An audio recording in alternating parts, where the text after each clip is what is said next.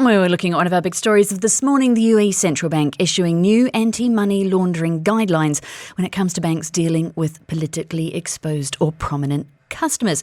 Speaking to a lawyer this morning, Robert Whitehead, partner and head of DIFC and international arbitration for Hamdan Al-Shamsi Lawyers and Legal Consultants. Robert, it's lovely to speak to you. Thanks so much for joining us. Hi, thank you for having me. In plain English, what are we talking about when we're talking about politically exposed or prominent customers? Yeah, so usually defined as a PEP would be somebody who has a high-profile political role or someone who's been entrusted with a prominent public function. And obviously, due to their function, they've got more influence and are therefore more likely to be involved in money laundering and or terrorist financing. So what are banks, as the central bank, actually asking banks and other financial institutions here to do?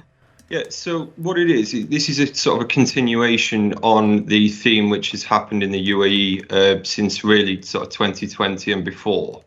They've recently issued new guidance on Monday of this week, which is to combat anti-money laundering and combat financing of terrorism for what's called licensed financial institutions. And that is important because it applies to them in relation to politically exposed persons, PEPs.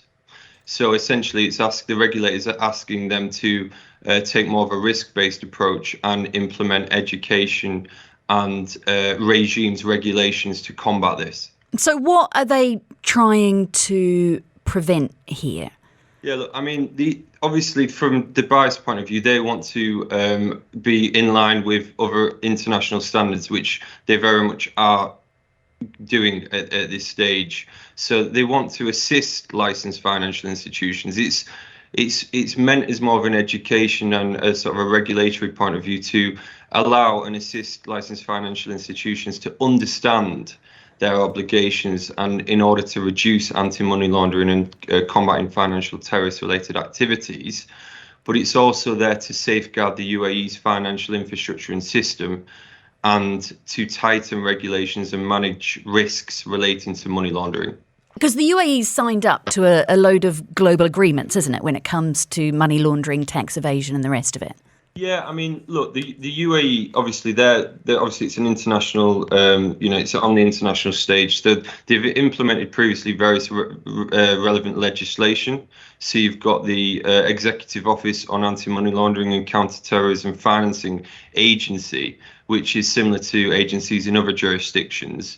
And you've got other relevant legislation, Federal Decree 20 of 2018.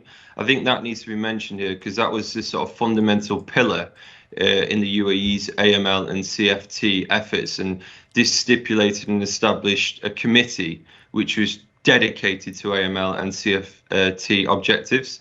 And then since then, you've got two cabinet decisions in 2020, which essentially tightened the UAE's AML and CFT regulatory regimes. And then since then, we've got various executive decisions, as in the one on Monday, which is just keeps tightening it. And the aim, as I say, is to assist licensed financial institutions to understand what they need to do. It's very much an education and assistance regime. So what are banks going to be looking out for? What counts as a suspicious transaction? I think it's like I said, it's more to do with who the client is. So essentially, they need to take the measures and take the steps as issued by the guidance to identify the PEPs. So they need to look on databases, and there'll be regimes which are put in place which they need to comply with. So if, for example, they see someone as a politically, a PEP, then they need to make sure that enhanced due diligence measures need to be applied. So first, they need to identify if the person is a PEP, and usually that's done via a database and or, as I mentioned before, if they're a prominent person or a very influential person. And then they need to then do the enhanced due diligence measures.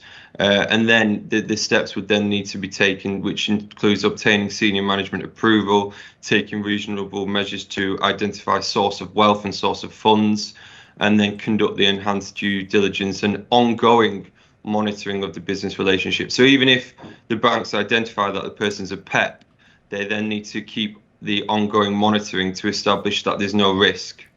Let's just fit this into the bigger picture. How does it dovetail with what we've seen recently? The central banks, for example, last week fining 6 banks that weren't complying with reporting standards when it came to tax evasion. Yeah, I mean, look, it's just sort of a continuation on that regime. I think it's more, it's sort of creating more of a foundation and making sure that institutions know what their obligations are. So it's making absolutely crystal clear what these licensed financial institutions must actually do. It also sets a timeline for implementation. So these institutions have to demonstrate compliance with these new requirements within 1 month.